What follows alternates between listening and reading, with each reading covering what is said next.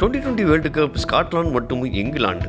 England captain Hari Brook toss win பண்ணி ஃபீல்டிங்கை தேர்வு செய்தார். அதன்படி களமிறங்கிய ஸ்காட்லாந்து 152 ரன்னுக்கே ஆல் அவுட் ஆனது. ஒரு கட்டத்தில் நல்ல ஒரு பேட்டிங் ஆடிக்கொண்டிருந்தனர். அந்த சமயத்தில் கமெண்ட்ரி பண்ணி கொண்டிருந்த முன்னாள் இங்கிலாந்தின் கேப்டன் நாசர் ஹுசைன் அவர் கூறியது 180 பாசிபிள் டு 200 தான் சொன்னார். ஆனால் அந்த அளவுக்கு கேப்டன் பிரில்லிங் மற்றும் ஜோன்ஸ் நல்லா அதிரடி ஆட்டத்தை வெளிப்படுத்திட்டு இருந்தாங்க.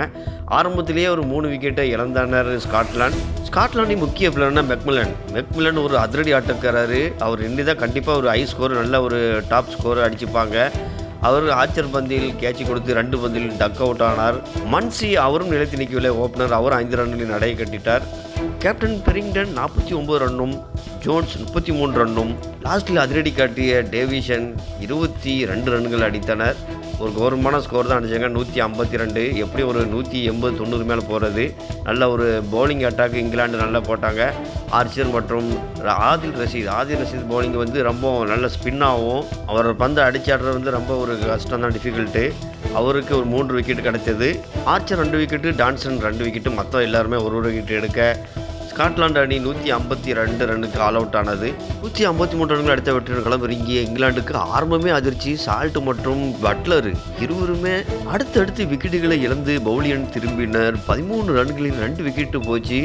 பெத்தல் மற்றும் பாண்டன் இருவரும் நல்ல ஒரு பார்ட்னர்ஷிப் அமைத்து இங்கிலாந்து விக்கெட் விழாமல் பார்த்திருந்தனர்.